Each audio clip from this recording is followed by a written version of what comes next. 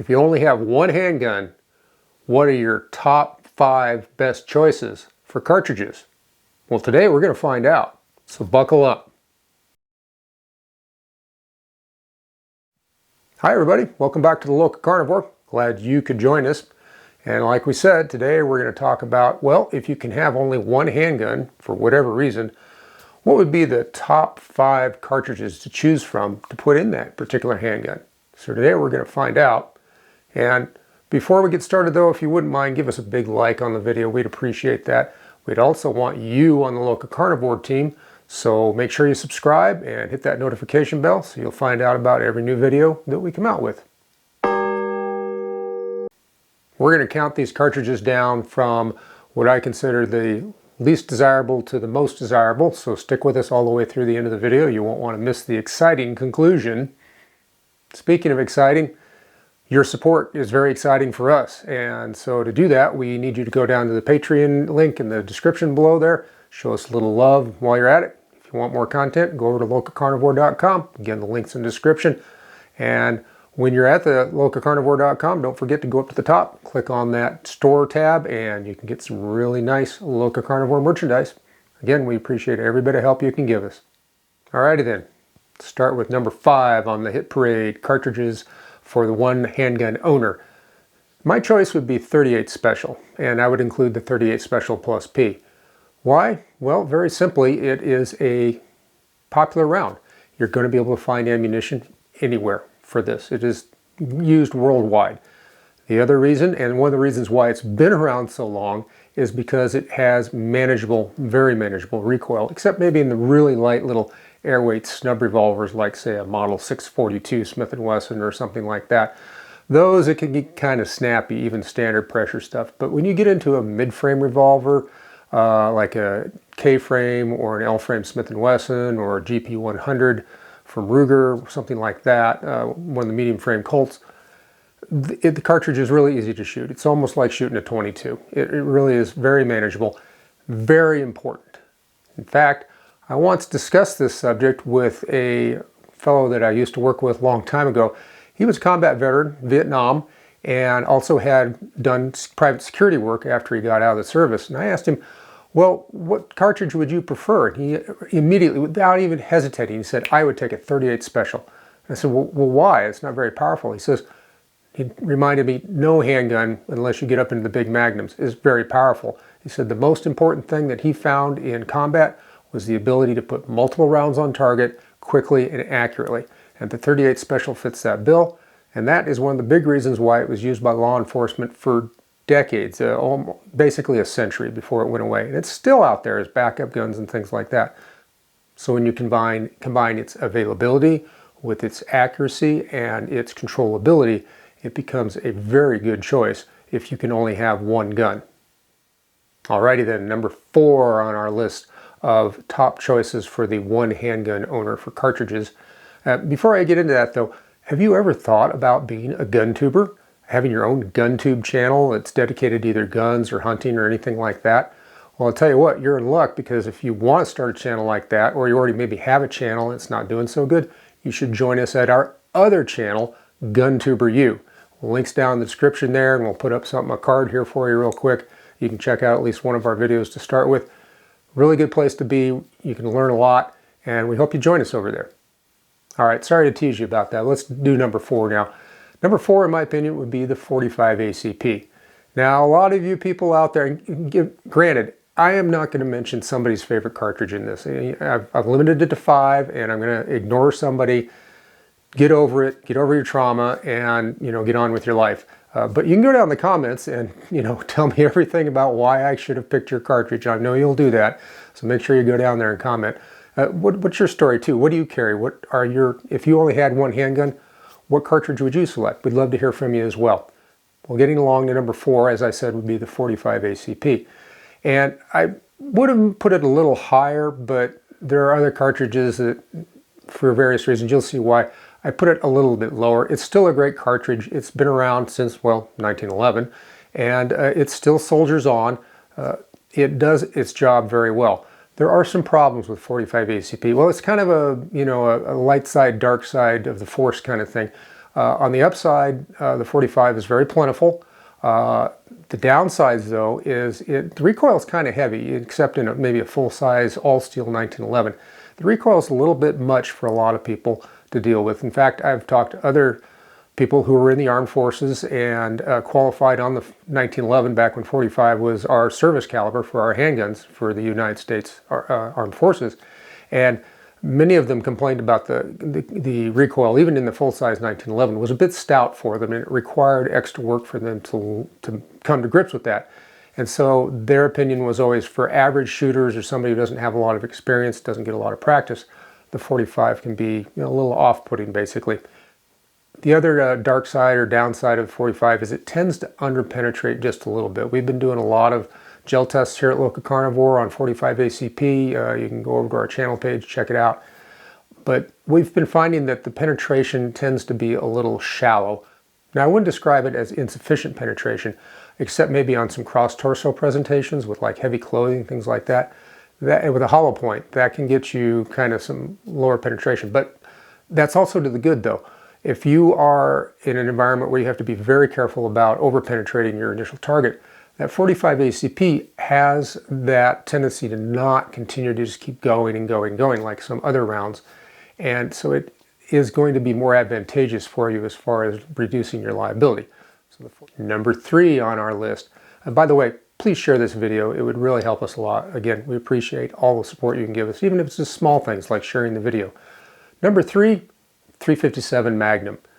And I rank that above 38 mainly because of the stopping power of the 357 Magnum. And if you are using a revolver for whatever reason, 357 is a fantastic cartridge. It is still, if you look at Evan Marshall's data that he's been compiling since the 1980s on one-shot stops for handgun cartridges, it's still the number 1.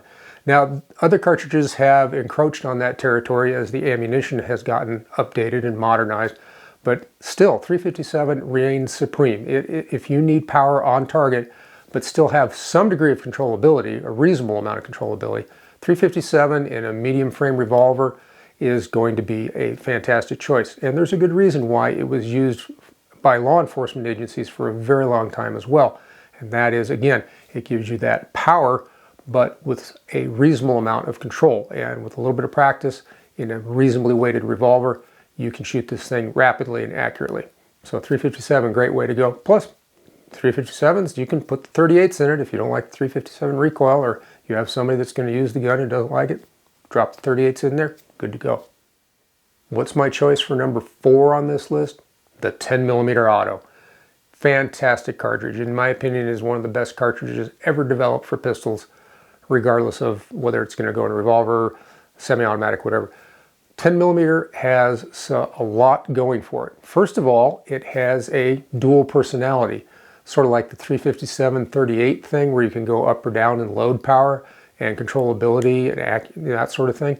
The 10mm has 2 different levels of loading. One is the original normal load, a 200 grain bullet at 1200 to 1250 feet per second, and the lighter bullets like the 180s at around 1300 to 1400 feet per second.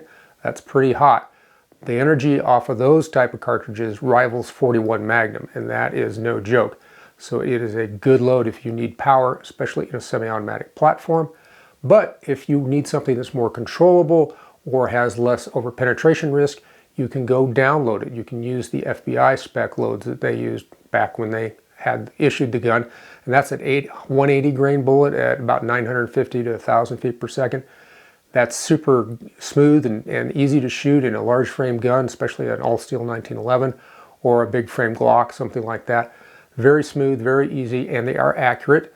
And the ballistics are very close to 40 Smith & Wesson, which again is a very proven caliber. But I like the 10mm as opposed to the 40 short and weak because the 10mm gives you more ammunition capacity than a 45 will because the rounds are a little narrower.